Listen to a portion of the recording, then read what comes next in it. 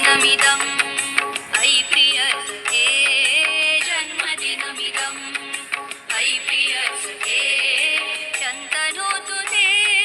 सर्वदा मुदम् शन्तनोतु ते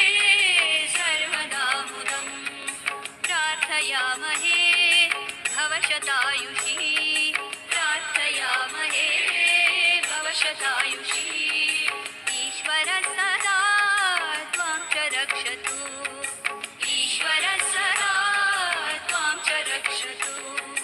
पुण्यकर्मणा कीर्तिमर्जय पुण्यकर्मणा कीर्तिमर्जय जीवनं